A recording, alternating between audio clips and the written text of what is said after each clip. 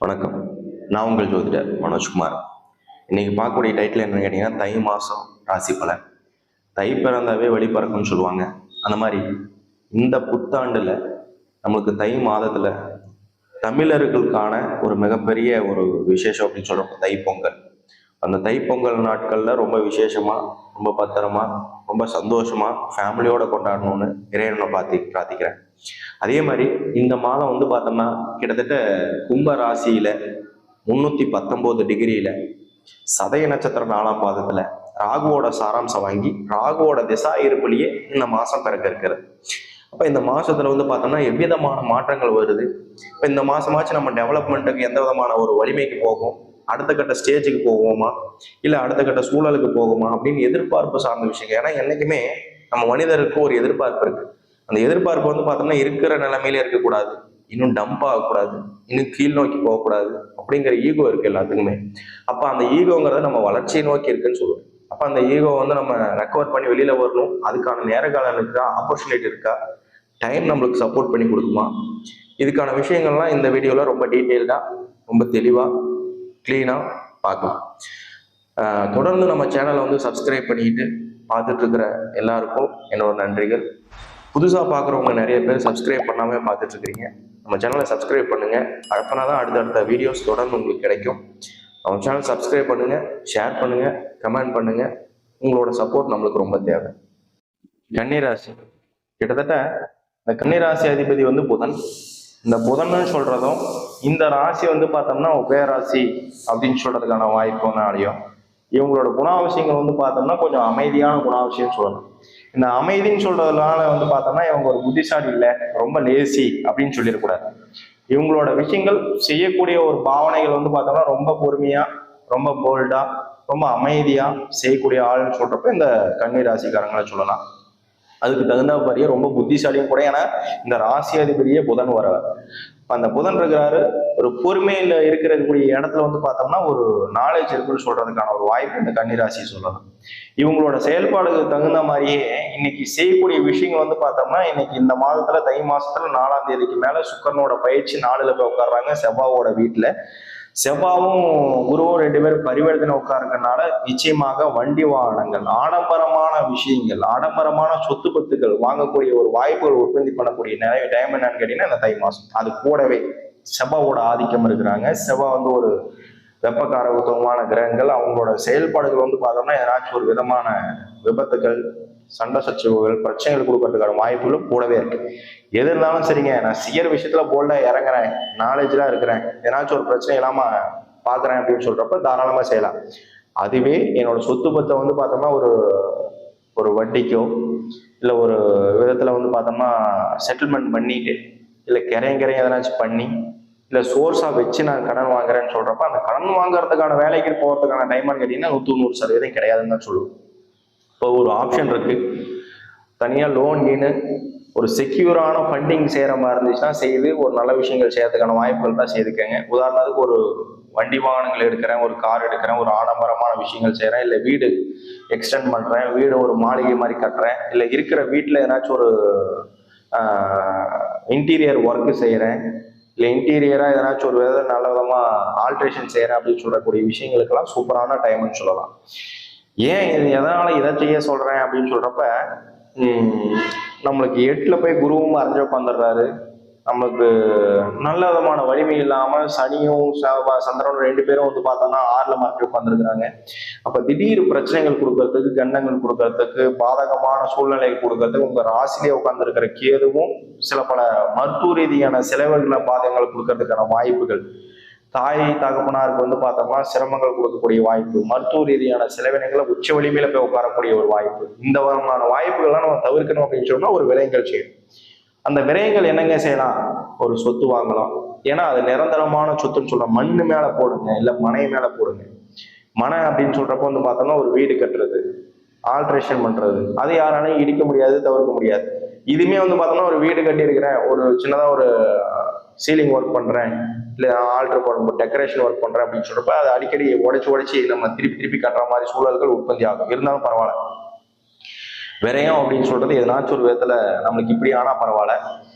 வேலைகளை வந்து பார்த்தோம்னா ரொம்ப ப்ரெஷரைஸ் பண்ணி நம்மளே செய்துக்கிறது, இல்லை நானா செய்துக்கிறேன், நானா ஒரு வேலையை செய்கிறேன் அப்படின்னு சொல்லக்கூடிய வேலைகளில் நம்ம இன்வால்வ் பண்ணி செய்கிறது, இந்த மாதிரி வேலைகள் உங்களுக்கு செட் ஆகாதுங்க. நம்ம வந்து பார்த்தோம்னா மேம்போக்கா இருக்கக்கூடிய ஆளோட ஒரு ராசின்னு சொல்றப்ப கன்னிராசி.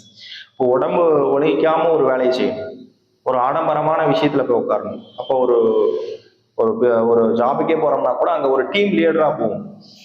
இப்போ வந்து பார்த்தோம்னா ஒரு பஞ்சுவாலிட்டியோ ஒரு நாலேஜோடவோ நம்ம செய்யக்கூடிய விஷயங்கள் வந்து பார்த்தோம்னா நம்மளுக்கு கீழே ஒரு 4 பேர் வேலை வாங்குறதுக்கான வாய்ப்புகள் இருக்கும். இருந்தாலும் இந்த வருமான கன்னிராசி உபகாரங்க வந்து பார்த்தோம்னா டீம் கோஆர்டினேஷன் அப்படின்னு சொல்றது ரொம்ப நீட்டா கேப்சர் பண்ணுவாங்க. என்ன காரணம்னு கேட்டீங்கன்னா இவங்களோட கோஆர்டினேஷனே ரொம்ப ஸ்மூத்தா ரொம்ப சாஃப்டா இருக்கும். இப்போ இவங்க கிட்ட வந்து பார்த்தோம்னா யாரா இருந்தாலும் வேலை செய்யறதுக்கு ரொம்ப ஈகரா வருவாங்க.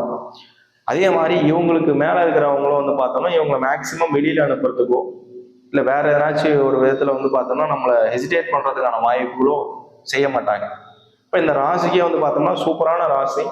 இவங்க போகக்கூடிய இடத்துல நம்ம ரொம்ப கேப்சர் பண்ணிக்கலாம், ரொம்ப இருக்கக்கூடிய டைமை வந்து கேப்பபிளைஸ் பண்ணிக்கலாம். அப்போ அதுக்கான டைம் வந்து பார்த்தோம்னா இந்த மாதிரி நேர காலங்களில் நம்மளுக்கு பயன்படுத்துற விதத்துல எதுவும் நம்மளா ஒரு சிக்கல்ல மாட்டிக்காம, ஒரு ஸ்டேஷன் பிரச்சனைகள் இல்லாம, வண்டி வாகனங்கள் நம்ம ஓட்டிட்டு போய் எதனாச்சும் ஒரு ஆக்சிடென்ட்டோ விபத்துகளோ செய்துக்கிறாம, அது மூலியமாக விரைகள் செய்யாம, அப்போ வந்து பார்த்தோம்னா இன்னைக்கு ஒரு ஃப்ரெண்டோட வண்டி வாங்கிட்டு போறோம், எதனாச்சும் ஒரு தவறுமுறையான சூழ்நிலையில நம்ம நிறுத்திட்டு போனா கூட அது கீழே விழுந்து உடையறதுக்கான வாய்ப்புகள் உண்டு. அது ரீதியா நம்மளுக்கு செலவினங்கள் போகும். அதுதாங்க தேவையில்லாத செலவினங்கள் சொல்லும். இப்போ இதே நம்ம வண்டியா இருந்துச்சு அப்படின்னு சொன்னோம்னா நம்ம போனோம், ஏதாச்சும் கீழே விழாலும் பிரச்சனை இல்லை, நம்ம இப்போ செய்யலைனாலும் பின்னாடி பின்னுக்கால செஞ்சுக்கலாங்க. ஆனா அதுவே வந்து பார்த்தோம்னா இந்த மாதிரி விஷயங்கள் நீங்க போகிறப்போ வந்து பார்த்தோம்னா ஏதாச்சும் ஒரு பிரச்சனை மாட்டிக்குவீங்க, அவங்களுக்கு செஞ்சே கொடுக்கக்கூடிய சூழ்நிலையில உட்காந்துருவீங்க. அப்ப மேக்சிமம் அடுத்தவங்களோட பொருளை யூஸ் பண்ணாதீங்க. அப்படி யூஸ் பண்ணோம்னா அது ரீதியாவே உங்களுக்கு விரயங்கள் கொடுக்கலாம், புதுசா வாங்கி கொடுக்க சூழல்கள் உற்பத்தி ஆகலாம். ஆடம்பரமான விஷயங்கள் வந்து பார்த்தோம்னா அவங்க வச்சிருக்கிறாங்க, அதனால நான் அதை வாங்கணும்னு நினைக்கிறேன் அப்படின்னு சொல்றது இந்த ஆசைகள் இருக்கலாம். ஆனா இந்த தை மாசத்துல அது வேண்டாம். மேக்சிமம் இதை மட்டும் கொஞ்சம் கேப்பபிளைஸ் பண்ணி இந்த மாசத்துல வெளியில வந்துட்டீங்கன்னாவே நம்ம இருக்கிறத மேக்சிமம் அக்செப்ட் பண்ணிக்கலாம், அடுத்த கட்ட சூழலுக்கு போகலாம், நல்ல விதமான மாசமா அமைச்சிக்கலாம். தொடர்ந்து நம்மளோட ஃபாலோவர்ஸ் கேட்கறத விஷயங்கள் கேட்டீங்கன்னா, திருமண சார்ந்த விஷயங்கள் வந்து பார்த்தோம்னா எனக்கு 30 வயசு ஆகுது, 40 வயசு ஆகுது, திருமண தடைகள் ஏற்படுத்திட்டு இருக்கு, ஆனா என்னோட சுத்த ஜாதகமா இருக்கு, நிறைய தடங்கள் ஏற்படுது அப்படின்னு சொல்றதெல்லாம் அடுத்தடுத்த கமெண்ட்ஸ் நம்மளுக்கு வந்துகிட்டே இருக்கு. ஸோ அந்த கமெண்ட்ஸுக்கு வர்றதுக்கான ரீசன்ஸ் என்னன்னு கேட்டீங்க அப்படின்னா, சுத்த ஜாதகமா இருந்தும் திருமணம் ஆக மாட்டேங்குது அப்படின்னு சொல்றது வந்து ரீசன். அதுலயும் சுத்த ஜாதகம்னு சொல்ல முடியாதுங்க. அந்த சுத்த ஜாதகம் ஏன் சொல்றேன் அப்படின்னு கேட்டீங்கன்னா, உங்களுக்கு தெரிஞ்சது வந்து பார்த்தோம்னா கிட்டத்தட்ட ராகியது, செவ்வாய் தோஷம், உத்தர தோஷம், கலத்தர தோஷம், இது காமனா எல்லாத்துக்கும் தெரியுது. இன்னைக்கு இருக்கிற சொசைட்டில வந்து பார்த்தோம்னா நிறைய பேத்துக்கு விழிப்புணர்வு இந்த சோசியல் மீடியா வந்ததுக்கு அப்புறம் நிறைய விஷயங்கள் எல்லாரும் கத்துக்கிட்டாங்க. அந்த கத்துக்கிட்ட விஷயங்கள்ல ஒரு சில விஷயங்கள் கத்துக்காத விஷயமும் இருக்குன்னா இந்த திருமணம் சார்ந்த தகவல் சொல்லுவேன், திருமணம் சார்ந்த தோஷங்கள் சொல்லுவேன். இப்ப இது இல்லாம இன்னும் நிறைய விதமான தோஷங்கள் இருக்கு, அதை தெரிஞ்சுக்கங்க. அப்போ ஒருத்தருக்கு திருமணம் ஆகல, தடையாகுது, தாமதப்படுத்தி கொடுக்குது, திருமணத்துக்கான பிரச்சனைகள் கொடுக்குது அப்படின்னு சொல்றது எல்லாமே எதனாச்சும் ஒரு பிரச்சனைகள் நம்ம ஜாதகத்துல இருக்கும். அப்ப நம்ம ஜனனகால ஜாதகங்கள் என்ன இருக்கு அப்படிங்கிறத நம்ம பார்க்கணும். இப்ப ஜனனகால ஜாதகம் நம்ம பிறந்த ஜாதகம் வந்து பார்த்தோம்னா பிறப்புல வந்த ஜாதகத்துல எதனாச்சும் ஒரு தோஷங்கள் இருக்கும். அந்த தோஷங்கள் வந்து பார்த்தோம்னா நம்மளுக்கு தடங்கள் ஏற்படுத்தும், தடை ஏற்படுத்தும், நம்ம பார்க்கக்கூடிய பெண்களுக்கோ பார்க்கக்கூடிய ஆண்களுக்கோ யோகத்தை கொடுக்கக்கூடிய ஜாதகமா இருக்கலாம். திருமணத்துல வந்து பார்த்தோம்னா மாங்கல்ய தோஷங்கள் உற்பத்தி பண்ணக்கூடிய தோஷங்களா இருக்கலாம். சரிங்க, அந்த தோஷங்கள் என்னென்னு கேட்டீங்க அப்படின்னு சொன்னா ஃபர்ஸ்ட் செவ்வாய் தோஷத்தை சொல்லலாம், அடுத்தது ராகியது சர்ப தோஷங்கிறத சொல்லலாம். அதுலயே கால சர்ப தோஷம்னு இருக்குன்னு தெரிஞ்சுக்கணும். சனி தோஷம் இருக்கு, புத்தர தோஷம் இருக்கு, கலத்தர தோஷம் இருக்கு, விஷகன்னிகா தோஷம் இருக்கு, புணர்ப்பு தோஷம் இருக்கு, கிரகங்களின் நினைவுகளால் ஏற்படும் தோஷங்கள் இருக்கு. இந்த மாதிரி ஒரு 9 வகையான தோஷங்கள் இருக்குங்க. எல்லா தோஷத்தையும் தெரிஞ்சு அதுல என்ன பிரச்சனை இருக்கு, நம்ம ஜாதகத்துக்கு என்ன விதமான மாற்றங்கள் வந்தா நமக்கு சரியா இருக்கும் அப்படிங்கிறத தெரிஞ்சு அதுக்கு தகுந்த மாதிரி ஒரு ஜாதகத்தை நீங்க ரெஃபர் பண்ணீங்கன்னாவே இந்த 30 வயசு 40 வயசு 45 வயசுங்கிற ஒரு பிரச்சனையே நமக்கு வராது. இப்ப சீக்கிரமா திருமணம் பண்றதுக்கு எல்லாரும் மாதிரியுமே நம்ம கேஷுவலா ஒரு பெண்ணு இருக்கு அப்படின்னு சொல்லி ஒரு ஆண் இருக்கிறாங்க அப்படின்னு சொல்லி நம்ம வர வைக்கிறது பாக்குறது இப்படி எல்லாம் நமக்கு செட் ஆகுமான்னு கேட்டீங்கன்னா இதுக்கு ஏகப்பட்ட தடங்களும் பிரச்சனைகளும் நடந்தே தான் தீரும். ஏன்னா அவங்களோட ஜாதகத்தோட வலிமைகள் எப்படி இருக்கு, அதுக்கு இணையான ஜாதகங்கள் சரியா இருக்கா அப்படிங்கிறத தெரிஞ்சு நடந்துக்க. உங்களால மிச்சவங்களுக்கு தான் யோகம் உற்பத்தி பண்ணக்கூடிய ஜாதகமா ஒரு சிலருக்கு இருக்குமே தவிர்த்து எல்லாத்துக்குமே எடுத்தவங்க கௌத்தம்னு ஒரு ஜாதக பொருத்தங்கள் அமைஞ்சிடாது. அதான் அமையறதுக்கு காரணம் என்னன்னா, எனக்கு இன்னார் தான் சரியா இருப்பாரு அப்படின்னு சொல்லி ஜாதக ரீதியான பொருத்தங்கள் சரி பண்ணிட்டு அதுக்கப்புறம் பாக்குறது நல்லதுங்க.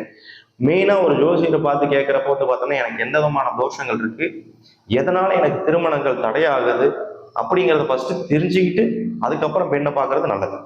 அந்த மாதிரி ஒரு பொருத்தம் பண்ணி நல்ல விதமான பொருத்தங்கள் ரீதியா நம்ம செய்து சீர்திருத்தமா அமைஞ்சுக்கிறது நம்மளுக்கு லைஃபுக்கு சூப்பரான அடுத்த கட்ட பொசிஷனுக்கு கொண்டுட்டு போய் விடும்.